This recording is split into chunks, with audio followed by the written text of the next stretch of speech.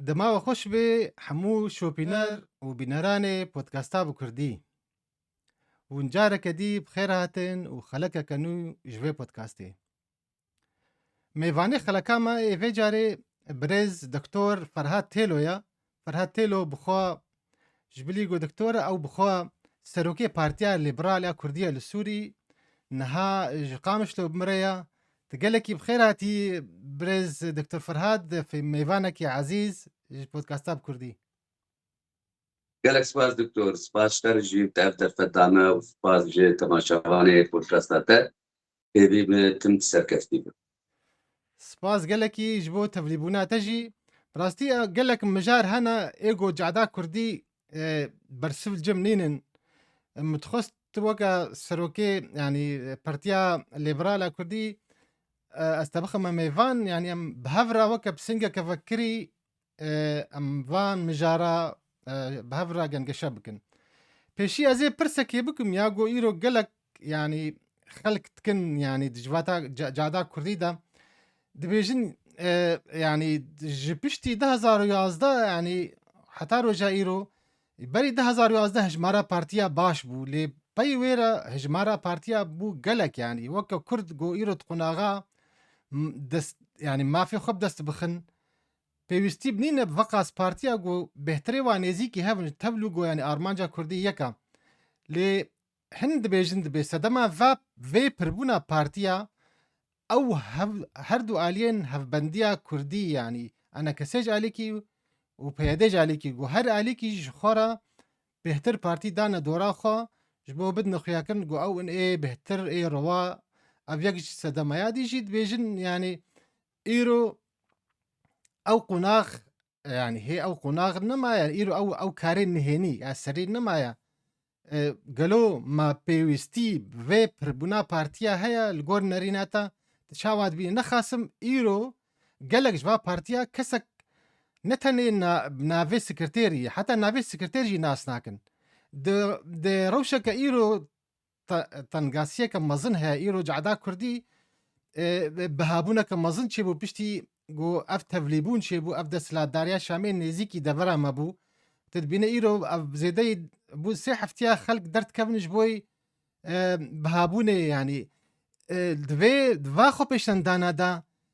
partî gerek ew serkêşiya wê bikin em dibînin hinek endamê partiya xwedixine bara wan kesên civaka sivîl de yan jî hinek ji watişin ji bo sûretekî bikin ji bo Facebookê bêjin va partiyam çalakiyat dikê tu vê rewşeha çawa dixwînî weka serokê Partiya Lîberal. Doktor carek din rêzî silav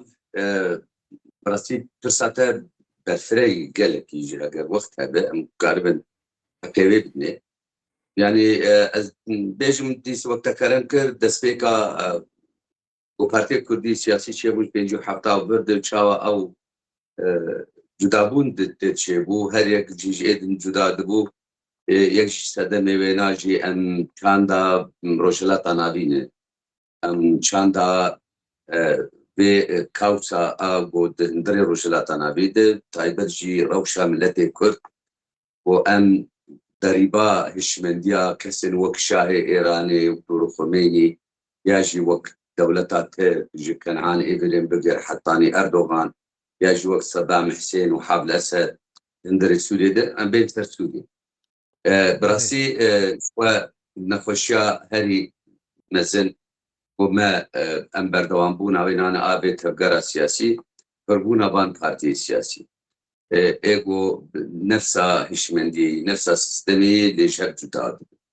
piştî şoreşa Sûriyê a got binav dibe lê şoreş tedî medî gelek tensîbiyat çêbûn ciwan pê rabûn ew ciwanan jî di baweriya me de eger em nebê giş lê bêhtirê wana destwerdana partiyê siyasî di nav de bûn neroj bo zelalî bêhtir ji milê aliyê ew tensiqîtanî milê aliyê got ana ene kesê heye di hundirê wê de jî ew kawsa got çêbû fewda got çêbû dest pê bû her yekî partî çêkirin û ev ji bercewendiyê her du beşa bû lê em bînin wek serme yanî em wek Partiya Lîberal em wek şavekî di hundirê tevgera siyasî Kurdî got lîberal tune bû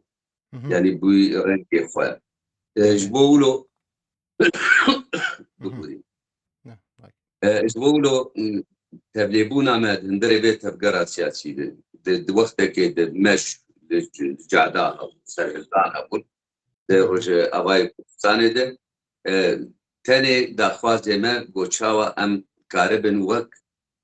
هستين توي كردي ام لبيشن يعني جدابون او بارتي جناب خود كرين شاب يا كومونيست يا جي ديمقراط يا جي نتوا ديمقراط يا جي براتيا قلا وكس ندجي براتيا قلان دسبيك دجي وحتى انا جي تشتغوا ام ددن بيش او نتوا مي ام هستكي نتوي ام جولو باوريا مده از جارك دنجي وقت بالتشبيه بكم امجي دبن باندورا بشي كردستاني دبراسي تايبت نابدك وانا باشوري كردستاني بو دبشي تركه هبون باشوري كردستاني بواب جي قلت بارتي سياسي بواب قريداي بوا دورا حكوم ذكرن aynı ev numuneji hat Rojavayê Kurdistanê de got dibêje Kurdî garibin herkes çend partiya li dora xwe kom bikin bêjî bayê em jî gelekin em jî hene. Ev bû sedema nexweşîk mezin di hindirê tevgera siyasî Kurdî de. Ji bo wilo di baweriya me de piştî ketina rejîma Beşar Esed ji ber goja ser bi serî de her yek wê zekona a partiyê siyasî çêbibe di demê pêş de ji bo wilo ana nih îja ew partiyê siyasî xwe dihizin goja karibin lêvegerekê li rêxistinê xwe bikin lê pirsa te enu çima ew sekretêr heta nîsab bi sekretêrê ji ber cê xwe nadikesî Avaya bu sedema ew perçebûna wan partiyê siyasî. Ana rewş hatî guhertin. Ana millet li pêş ketî, millet partiyê siyasî derbas kirinin. Yani bak ana tanî ziman ew pê xwe pêşandanê ev ê goçen heftiya derdkevin. Hermeta hemû kesê got derdkeve xwe pêşandan dikir. Hinek kesin ev ê di nav tevgera siyasî tiştekî tîn bîra me re wextê dema tensîqiyat hebûn gelek ji xelkê me چند صورت خوگرت جبو هر با اقامه که بستیم ایرو روزی کار و خبات آوا کتی دندر خود چند پیشاندانه تنی کو او پیشاندان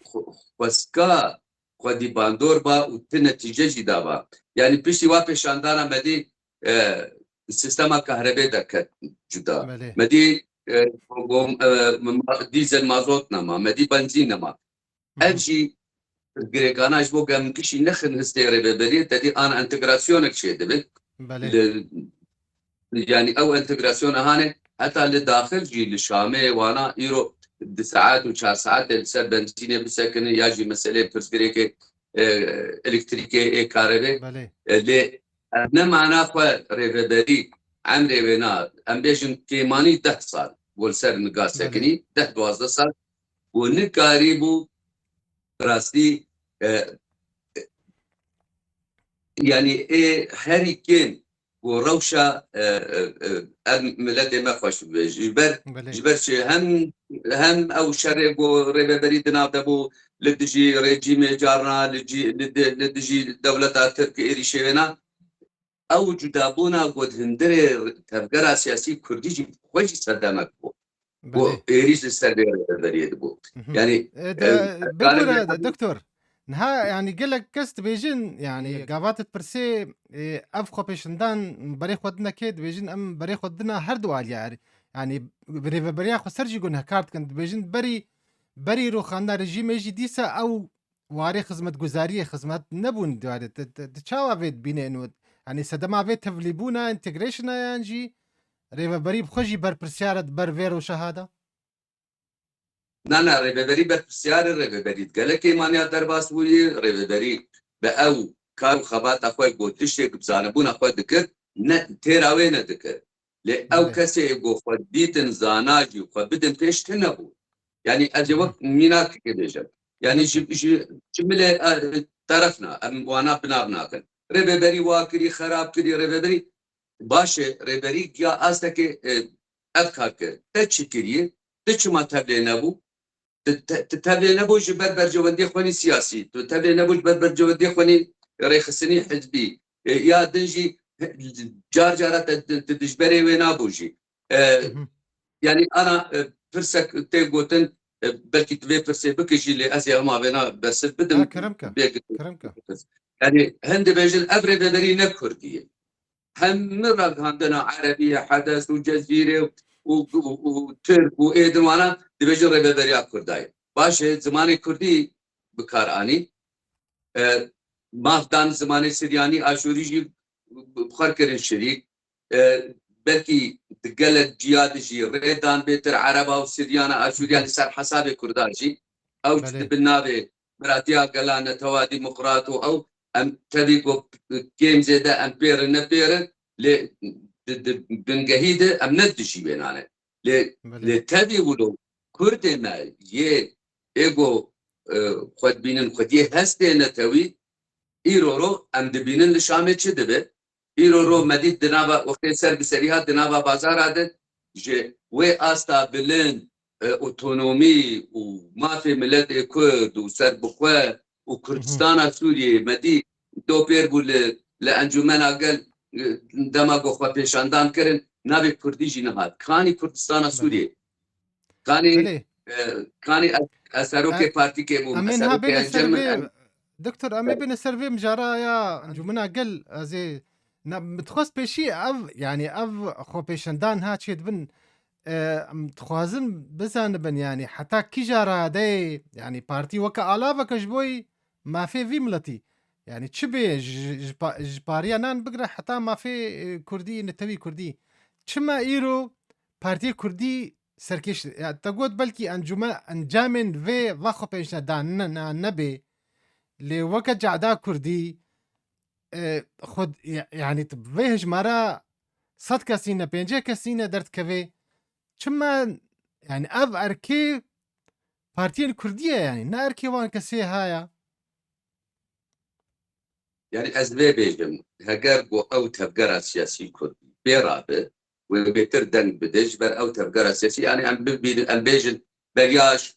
qederê me heke ew heft heşt partî hene ji navê wa êlîqa teşawerî bi îrade şeعبiyê bi komünîsta re derketin medî ji mara wana 100 kes bû heşt partî derketin ji mara wan 100 kes yani ew endamê te jî xwe qerdar nakirin lê partiya îro ku xwe dibînin sereke hindirê encûmenê de jî ew vê xîtaba hanê tebenî nake yadin ew em bêjin ew partiya ew got xwedî giranbûnek tê gotin bi zimanê Kurdê başûr ew partiya gewrek em bêjin pê de binav bikin îro beşekî mezin de siladar dindirê vê rêveberiyê de dema got derkeve xwe va pêşandana xwe gunehkar dike lê tevî wilo ew jî li dwana beyana de dixin got bêjin em li dijî ev kêmaniyê got çê dibin dindirê rêveberiyê de lê esas çi ye esas got ملتك وستياية راسي دكتور يعني سنة ده 12 سالة يعني الملت وستياية نما تيري دكي وحروف وبيشاندان بك جبر بدو كباناني وكدية لبريار إيرو بارتي سياسي دما قوة بدن بيش أو أنجام دقري أو نتيجة دقري يعني إيرو أو انتقراسيونا قوة شيبوية دبي هرم عمد ام بيجي تر هرم عمد انتجراسيون شد نل داخل تو خلك روشة الحميسة وتلبرك وشداد افكسانا شخص حاضر ربابري بقرا جبت فون ديوانا معنا لان معناه ام بيجي روشة ماشي ايوا تشتر معناته ام دخشيه دجي نا ام روشة خراب دجي جبر ايرو وهرتن قدندر سوريا تشد به بقالك إجماع مسترن دولتي هرمي دنابدنه دولتي هزين عم نتوي دنابدنه إيرو برزجريكا روجلات أنا بي تبدنا بقى زي كده. بله راستا إنها أم وقرن يعني وكا دسبيكم بس صار بربنا بارتي أم قلت يعني الجورن ريناتا أفتشتكي راستا يعني رواية يعني راستا إنه يعني إنه أب بربنا فا بارتيات بيقونا هذا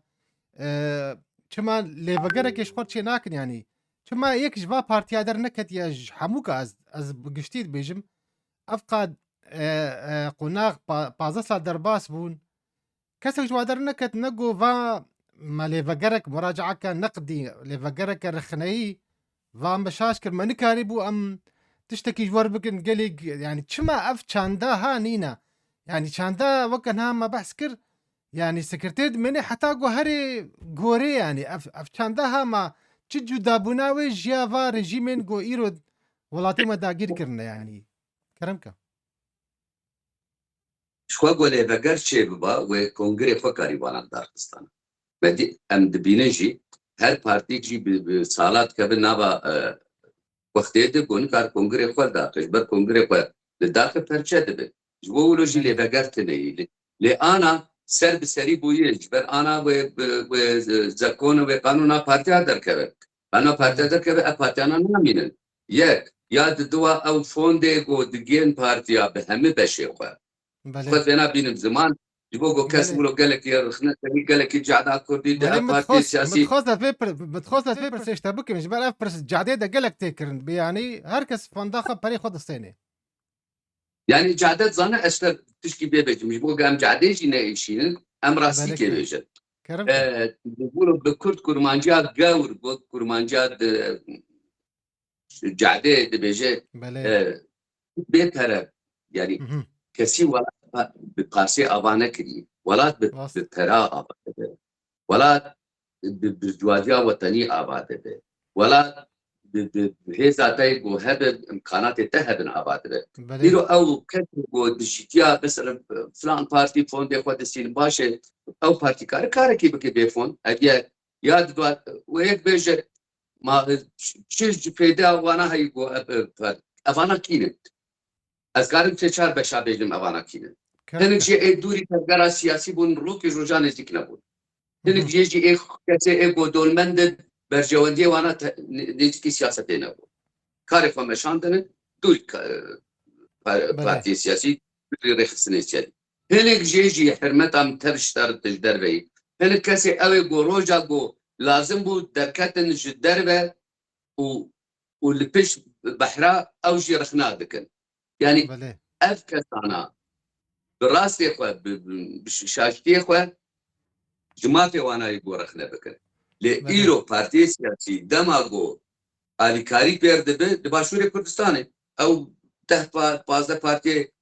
girêdayî Yekîtî Niştimanî Kurdistan 10-15 partiyê girêdayî Demokratîk Kurdistan hemû fondê wan hene û ev fondê wan jî gelkî bilind bin yani di heger te bê muqarene bike bi partiyê siyasî Kurdê Sûrî yek ji sedî di 2 sedî nake partiyê Kurdê Sûrî lê ev jî ne mana xwe tiştekî tenduristiyê di hala wan tê derbas bin tiştekî sihî ye îro ro ser bi serî bûye ew partiyê siyasî namîn ya wê îndîmacê întegrasyon di nav wat çê bibin întegre di nav wat çê bibin ya jî her yek wê xwe bisekinîne her mala xwe wê bihele bikî bînin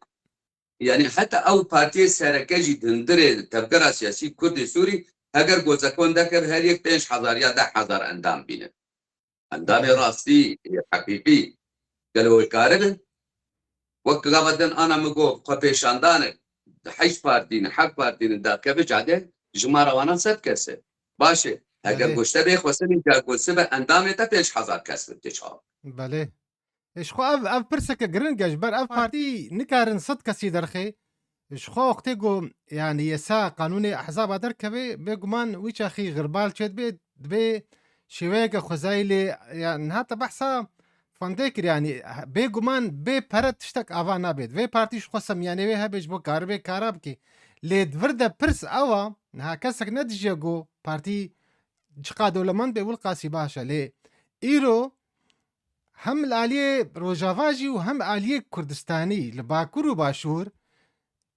biryara Kurdên Rojava her du aliya dibêjin bê hatiye revandin dibine ecendê va ji ber wilo jî dibêje gava got ev partî vê fondaha vê alîkariyê distênê biryara wê namîne weka Kurdên Rojava ev pirsgirêk pirs divir de çawa vê dibîne yani xwe sedema esasî got kongrek netewî çêne bû ser asa Kurdistanê yek û ser asa Rojavayê Kurdistanê medî ew konferansê 26 Nîsanê çi belê ev konferans ez di nav de bû ez lê hazir bû çawa çêbû او اراده بش کردستانی بو اف کنگرس چکر اف کنفرانس چکر بله مهم. علاقات کرد سوریه کرد روجاوا جتنا بو بله راسته برنس جنرال مظلوم به الیکاریا وینا باشور کردستان چه بو به اریکرنا باکوری کردستان چه بو ام بله گشوی نازانن هفقاس پیروزبایی و آلیکاری و هات بی کنفرانسی لی او کنفرانسیا دنرینا مده دما گوچه بو او شانده جه درکت او شانده دی سکت بن باندورا بش کردستانی نها ببورا نها خافناتا يعني نها زي صالكي سرفا درباس بو هند كوما ده هند مريا يعني بنريناتا السدماوي او ناكوكين علي كردستاني بو يعني جير كردين روجافا بي بريار بون بجي دست بي كده يعني از بجم بلکی بشک جه هبو علی کردستانی لی دهندر دجی دهندر دما کو برجواندی روجاوای کردستانی دبد بر بچاک تقریبا د استا هری نظم ده تلهب کربا يعني از وقت بله نمونه بجم مهم. قالك درواج علي بيانكي شوى بله علي انجمن بيانكي نابي ندو بيجي بيادا سربسن بله تزغريكتني مهم. ده علي بيشان ده دما غاتي خستنج انجمن زيدي ده درباوسي درباوشا دربا هم كاربن جبيله كيف هذا الشيء هم كاربن بله ندوا كيف شيء مهم. ده تكتبوا بس امنا وكب بفكرن مهم. امنا وكب ناري مهم.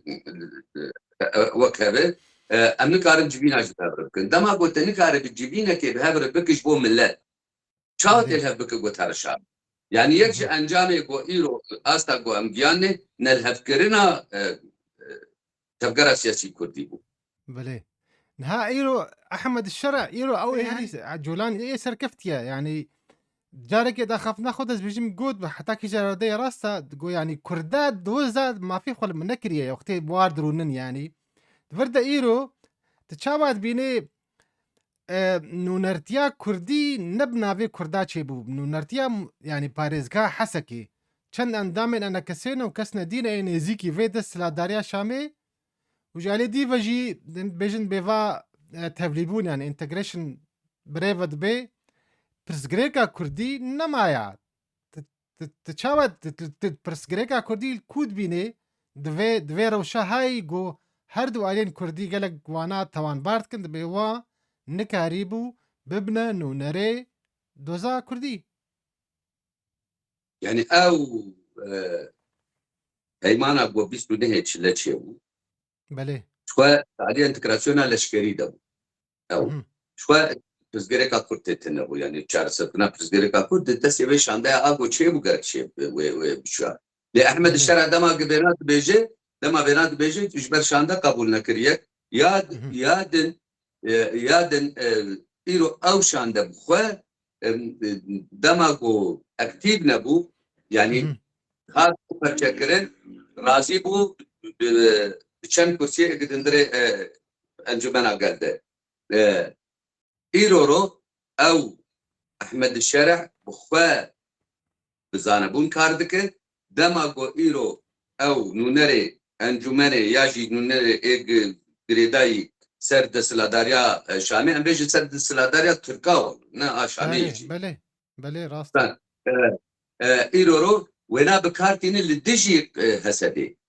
او انا به کارته لدیجی حسدی نوای جاره سبنا پرسگرک سیاسی وای نونره کرده هنه ل او نونرتیا کرده هگر برازیبونا ما به نبرازیبونا ما به او چونا شامه براستی ایرورو مخابل و بسرکتا سرکفتن جبو کرده بوشی ل مدید انجام ده چه بو ده انجام ده گو ده کرده نفسا پارتیه 11 کسی اگون اندام انجمن اقل سوریه ایران نکاری گل سر یکی به اتفاق بکن بله ایران رو پیشاندان کرد نبی کرداج نبی کردیش دتنه بو لبد مرا کاره زانه مرا لیبورین حسن خیری بخوازه اما حسن خیری بجلی کردی چو باشا نها تديد وقت بحث كر بيسو شيشة نيسان يعني تتكاري بيجي يعني نما امكا تشو يعني بوج وقت بيج دمي بري وقت بيهبو نبو امي بيجنج بو يعني تتا برسبكتيف يعني افاقا هنا البيشياغو ايرو نيزيك بونك كردي تشيبي البر في مترسياغو تشيد في يعني جالي كي بعد في انجمنا قال ياغو انجمنا نا راسل تشبكا ندان ل شبكا جي كان باخترة يعني تشتكي كردي تدنينا حتى يعني تبليبونا ياغو تشيد بيا انتجريشن جي او جي حتى جواتي تخوازن تتايبت من ديا كردي نهين يعني حتى هنا سري كان يو جريسبي وقالك دفرا العفرين نهين او چەکدارێ بێمرس چەتە وادانە خەڵک نەڤەگەر هەنە يعني ئیرۆ ئەف تابلۆیەها نەگەلکی يعني ڕەشە بڕاستی تچا فقط بینێ پێشیا یان ئەف 26 نیسانێ ببێ ئەکتیڤ ببێ یانژی بەدیلێک چێ بێ یانژی ئەف پارتی هەموو دەرکەون کۆنفرەنسێکی چێکن بە یاخی ئەم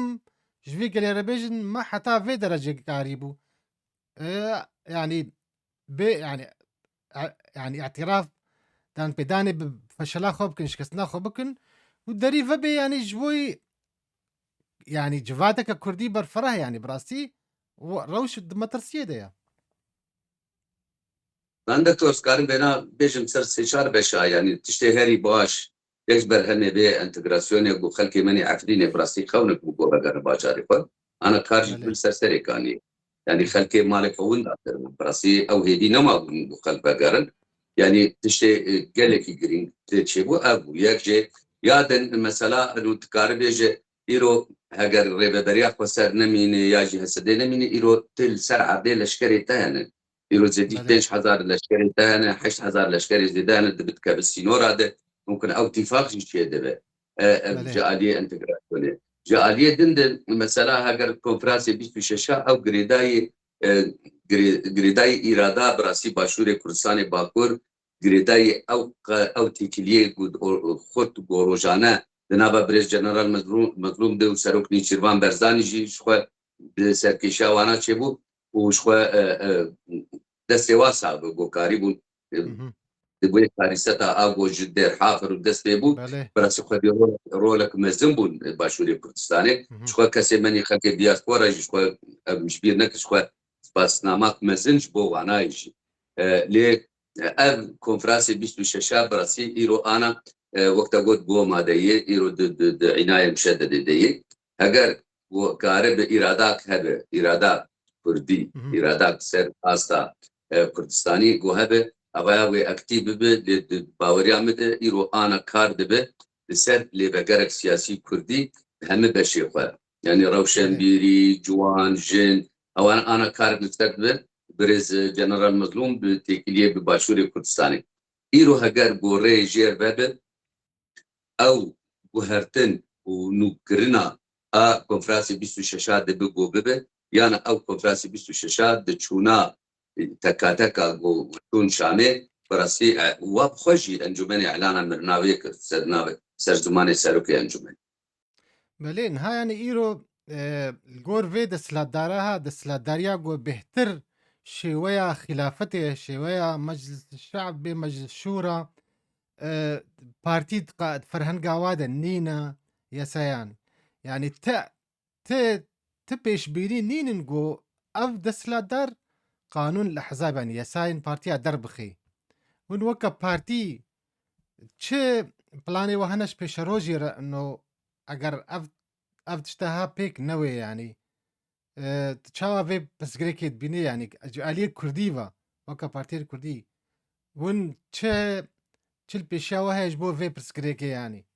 ودبرجي اف مثلا لي فقريش تبحث كر يعني و قالوا هيفي هنا انه اف لي فقرة كانوا برفره بي نا لفاكرن بي نا محاصصة بي يعني نو ناريك قال دركبن اف برسي داوينا هردو قد كاربي بمر يعني الجور اقاهي من دم بيد براسي حكومة الشرع قوي اذا كنا بارتي سياسي تشيكش بر او انا حاضر كنت بارتي سياسي دام نزرينه من جبر او وي باوريدن بو بي بارتي سياسي تشينا بله بيده فبارتي سياسي عربي جي وكا حزب الوطن الحر قالك بارتي او جهانا ل سر اصلا کردی باوریا مده اگر و او زکونا پارتی سیاسی کردی چه بی شخوا دوی انتگره چه بدنا پارتی سیاسی کردی دشخوا دبی گوبه بسه بش جبولي بقري باوريا مده او لمبا كس كي بولي بقرك سياسي شبه نم محاصصة بهم البشر يعني إيرو ندبش من شد شدي وأب تهي قدينا أو تهي آره قدينا ناوي ونبو ويرنجيبه أو تيرو كات 50 50 جي دباوريا مده حتى ريفربريا باشوری کردستان جی کتی وی صورتی دو باید نراسته بله دبی همه بشابه دوی چاقه و کنفرانس اکشیب نلس وک موديلا کنفرانسی 26 نیسان و هما بعجلة حاضر وأوكاغتات خندن ومشاهدة سيقوهلدا نقوي بله نقاش بالفرد شيء دباوريا مده أولي بقر ويجا قدي رول به وقدي باندور به وقدي يعني شاب يجم يعني دستي وادا به هنك بريار قدي بريار به بله وكارب تشنافك بنابه تبقى سياسي كرد بله سپاس گلکی دکتر فرهاد سروکی پارتیا لیبرالا کردی سوریه جبو وان شروفینتا و براستی بزلالی گلک پرست يعني برسفینتا از كيف خوشم قوت ميفانين بوي حتى دمك دي من خير خوشي دا وحتى مجارنا دي ام بهفر ازوتا مناقشه بكن قالك سباش بوتا دكتور سپاس وتماشفان هجا دا سپاسياوتكم جبوي شوباندناوا وحتى خلك كانوا بين خير وخشي دا وساعتها وخش